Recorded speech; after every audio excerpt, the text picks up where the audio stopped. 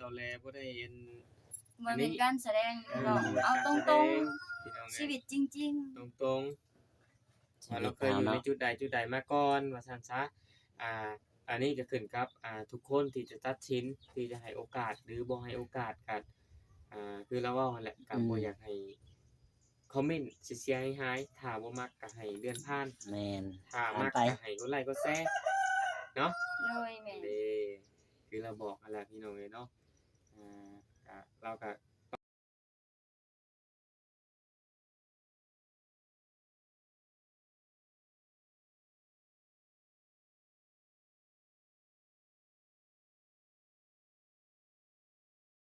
ต้องการกำลังใจว่าซั่นซะตอนนี้ก็ได้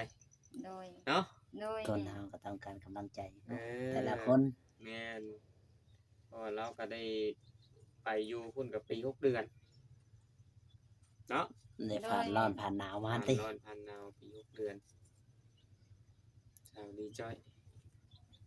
คือทางเข้ามาก็จะพาน้องพันธุ์เขา แล้วก็มาแต่การ แม่นบ่เพิ่นเป็นทหาร ไปโรงเรียนยาสูบวงท้าศพวิราจิต เออ เขาไปอยู่ในหันเป็นร้อยเป็นพันคนเบิดหมู่บ้านเขาเห็น แม่นบ่เจ้าเคยเข้าไปบ่ เขาคือกัน เฮ็ดงานอยู่หั่นใดเดี๋ยวนี้คือบ่เฮา ก็มันแบบว่าง่ายๆสู่กับกะกลางคืนบ่ได้ มันช่วงมันมี3วักวักหนึ่งตอนเช้านี่ประมาณเข้า8:00 นหาบ่าย3บ่าย3หา11:00 นกลางคืน11:00 นกลางคืนหาแจ้งมันมี3กะ 3กะเปลี่ยนกันมันมีคนหลายแบบคืออย่างเจ้านี่เขากะนี่8:00 นเนาะสมมุติว่าเจ้านี่8:00 นหาบ่าย3นี่บัดนี้ผู้นี้หาบ่าย3หา11:00 นกลางคืนข่อยก็ต้องไป11:00 นกลางคืนหาแจ้งเพราะว่า3กะนี่กะตัวใดสิมันก็เงินก็คันว่ากะได้มันอันก็ความหมายว่ากะกลางวันมันก็สู้กะกลางคืนบ่ได้เลยเนาะมันก็ได้2เท่าหา3เท่ามันก็11:00 นกลางคืนนี่ได้3เท่าถ้ากะบ่าย3หา11:00 นก็ได้2เท่าแต่สำหรับข่อยรายวัน2รายวันสิเอากะกลางคืนนั่นแหละ 11:00 นหาเช้าประมาณจักโมงตอนเช้านะคิด8:00 น8:00 นเท่ากันเนาะเอา8:00 นที่เฮาสิสับเปลี่ยนกันเด้เพราะว่าสลับเวลาแล้วเฮาสิได้ตอนเว้นแล้วก็สิได้ไปเฮ็ดเวียกต่อมื้อนี้น่ะก็เมื่อยเนาะเมื่อยแต่ว่าก็เฮาก็นอนบ่เต็มที่บ่เต็มบ่มันสิบ่ไหวในการเฮ็ดงานเพราะมันอยู่ในเครื่องจักรเบิดถ้าจะพักผ่อนบ่เพียงพอเขาก็เบิ่งเขาก็ฮู้โลดมันอันตรายเนาะเพราะมันอยู่ในเครื่องพี่น้องเนาะ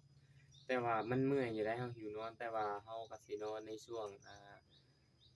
จาก6:00 นหา10:00 นนี่มันก็3-4 ชั่วโมงแล้วช่วงนี้เฮาก็โอเคแล้วออกกำลังกายพักผ่อนเนาะก็ถือว่านอนจำนี่ก็อิงตามว่าซั่นซะอิงตามร่างกายของแต่ละคนเด้บ่คือกันเนาะโดยมันอยู่ตามร่างกายตามความเป็นมาของ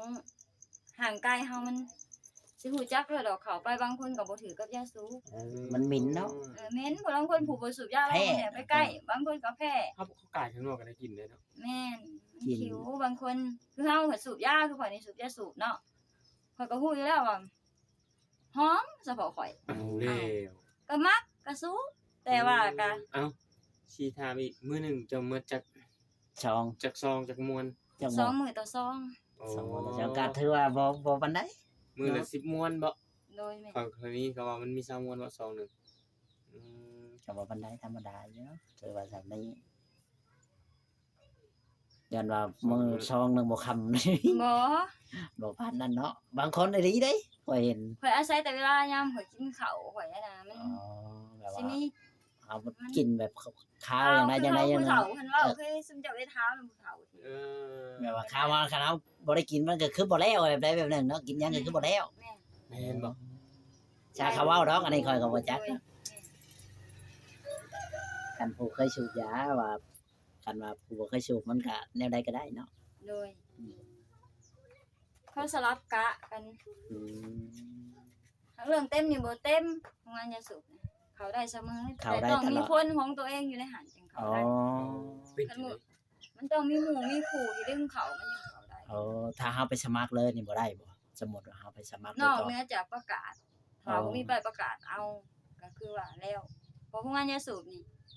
เพิ่นก็อยากเข้าอยู่แล้วพวกงานยาสูบ เป็นได้คือว่าจังเงินสูงบ่หรือว่าจัง เงิน ได๋ เดือนมันสูง เริ่มต้น โอ้เกือบ5-6 ล้านต่อเดือน ทุกวันที่10 อ๋อ เงินออก ทุกวันที่10มันออก ถือว่าเราเจ้าเข้าไปเฮ็ดเวียกอยู่หั่นจักเดือนครับเราเคยเข้าไป โอ้ยข่อยไปบ่เกินอาทิตย์ข่อยก็ย้ายแล้วข่อยบ่ได้ หมอเดือนซ้ำ ไปอันนั้น อืม ข่อยบ่มัก มันหลายคนข่อยอึดอัดข่อยบ่มักหลายคน ข่อยอยู่ยาก ข่อยมักเป็นการส่วนตัวเป็นหัวหน้าตัวเองดีกว่า โอ้มักเป็นนายตัวเอง อืม อยากกินก็กินอยากนอนก็นอนอยากนั่งก็นั่ง เวลาข่อยอยากไปข่อยก็ได้มา แล้วสิ ส่ เฮ็ดหยัง ง ล่ะบัดนี้ ค่ะ ธุรกิจของเราเป็นนายตัวเอง ตัวเองก็บ่ข่อยบ่สบายข่อยมีทางไปหลายทางหลายหม่อง ไปไสแน่ล่ะเอายกตัวอย่างสักทางหนึง ทางหนึ่งคุดจิรอหาหน่อไม้เบิดหันข่อยไปหาหมู่ข่อยแป๊บเดียวข่อยก็ได้มาแล้ว อ้าวหมู่มาสิใช้ให้นะ หมู่ข่อยว่า เอ ห อ มู่ข่อยนี่มันเอาผัวคนจีนไปหามันไปหลินน้ำมันไปเอาลูกให้มันก็หายแล้ว โอ้ก็คือไปซอยเวียกเอาลูกเอาหลาน เอาลูกแล้วลูกหมู่ตัวเองกับสำลูกตัวเองนะหมู่ ลูกหลานก็เอาให้ ก็ แล้ว เขาก็เคยมาลิ้นนำเจ้าอยู่บ่ มา อ๋อ จะแทนเอาผัว เอาผัวกันยังมาคนจีนกับเขามาอยู่ โอ้ อืม บางเถื่อเขาเดี๋ยวนี้เขาอยู่จีนมาเลยเนาะอยู่ทางชายแดนมาเลยทางติดกับแถบฮ่องกงนี่หมู่ข่อยที่เคยว่านั่นแหละผัวเขาเป็นเจ้าหน้าที่เป็นตำรวจด่านตมของชายแดนจีนกับไทย เอาพี่น้องเอ้ยจะได้ก็ฝากติดตามกดไลค์กดแชร์ให้สาวดีใจเด้อพี่น้องเอ้ยเนาะเราก็ได้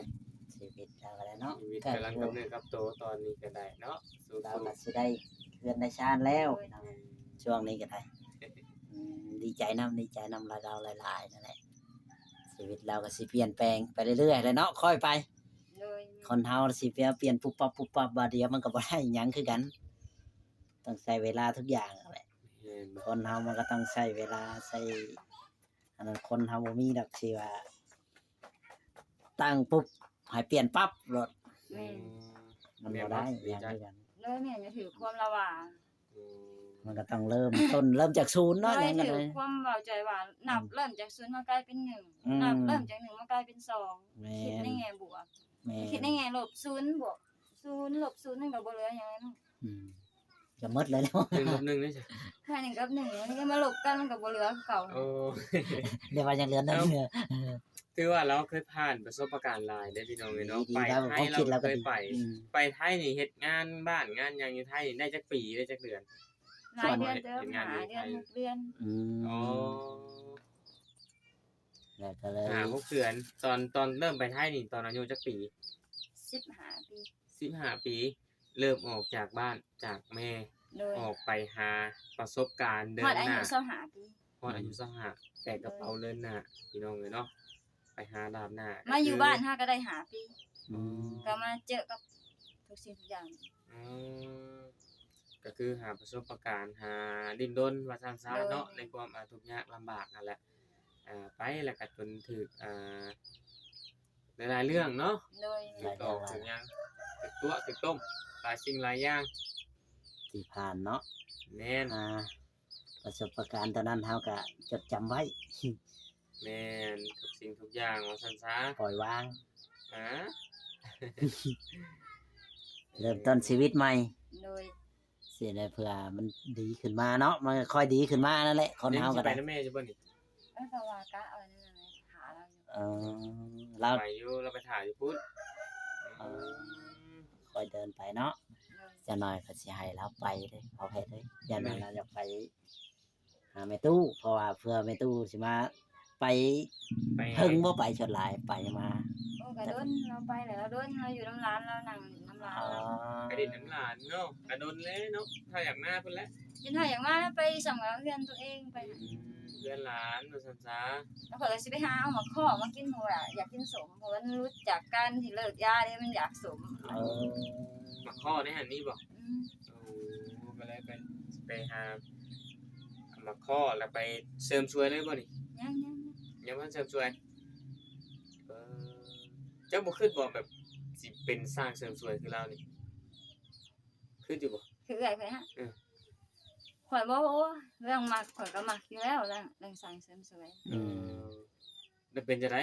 บ่ มันหลายห้านแล้วแถวนี้มันก็เลยยาแล้ว มันหลายเด้อบ่เฮ็ด ไปเข้าไปเฮ็ดเอาเองดีกว่า สิเฮ็ดหยังล่ะมันบ่หลายมัน ข่อยมักนวดเอาก็ไปนวด เออ เรียนนวดก็ไปเรียนจบแล้ว เรียนจบแล้วโอ้ นวดแผนโบราณ นวดแผนโบราณได้ใบประกาศอย่างดี แม่น เอาแล้ว เอาหางไม้แล้วบ่ใช่จัง แล้ นะ วก็สมุนไพร สมุนไพรบ่แม่นหางไม้ก็บอกพี่ สมุนไพรนวด เออ มันหาบ่ครบดอกในเฮือนเพิ่นนี่มันบ่มีหยัง ก็ครบเลยประกอบตัวประกอบตน ออ ที่เขาเห็นเขาเฮ็ดอยู่แต่ข้อยก็บ่จักดอก ในห้านนวดนะบ่ โดยถ้าเฮามีใบประกาศเฮาก็แล่นเข้าห้านนวดแต่เฮาออกมาแบบนี้เฮาก็บ่นวดเลยเนาะมันสิมาหักขอนวดกันเด้มันก็มีหลายคนที่อยากเป็นมันหักเป็นบ่ได้นะ อืมเราต้องเอาไปประกาศไปสมัครเข้าปึ๊บปั๊บ โดย เพราะว่าเฮาจบหลักสูตรการนวด หลักสูตรนวดมันก็มีหลักสูตรนวดหลังบ่ อืม นวดมือบ่นวดข้อแขนบ่ โอ้ นวด บ่ขอโทษนวดตีนบ่หั่นน่ะมันก็มีหลายข้อ มี หลายเจ้าเรียนจบแบบใดนวดตีนเจ้าก็อยู่แต่นวดตีน อืม โอ้ ครูแขกเขาเข้าไปบางคนก็นวดแต่ตีนบ่นวดแต่ตัว บางคนนี่นวดหมดเนาะ บางคนก็นวดเบิดแล้วเนาะ ตามต้นโตนี่นะเวลาปวดเลย โดยแม่น จังซั่นซะเนาะ อืมอืมอืมเนาะ นวด อืมคือแบบนี้แหละยามว่างก็มาลินน้ำ โดยแม่น ยามบ่ว่างก็บ่ได้มาคือแวะเวียนมานี่แหละ มาลินมาหัวน้ำกันหยังก็ได้ มาเว่ามาคุยกับม่วนอีกแบบนึงเนาะ แล้วก็ลืมบางเรื่องไป อืมก็บ่ให้เฮาเครียดบ่ให้เฮาซีเรียสเนาะ โดยแม่น สิ่งตัวใดมันเฮาอยากเครียดมันก็ทำให้เฮาแบบว่าสมองเฮาก็โล่งไปเล็กๆน้อยๆเนาะอะไรอยู่ได้ในชีวิตแต่ละคนมันก็ต้อง มีหมู่ สู้ๆเนาะ พูดมีหมู่คุยเนาะ แม่น ไป โอเคชาวจอยสบายดีจ้ะ สบายดี โดยอยู่ดีมีแฮงโอเคนี่แหละพี่น้องเนาะบ้านสาวลิจอยเพิ่นก็ได้โต๊ะใหม่เนาะนี่แหละเพิ่นก็สิได้เฮือนใหม่แล้วเพิ่นว่าพี่น้องเนาะก็ดีใจน้ำเพิ่นนั่นแหละจังใดก็เป็นกำลังใจให้เด้อพ่อแม่พี่น้องฝากกดไลค์กดแชร์กดติดตามให้กำลังใจเนาะ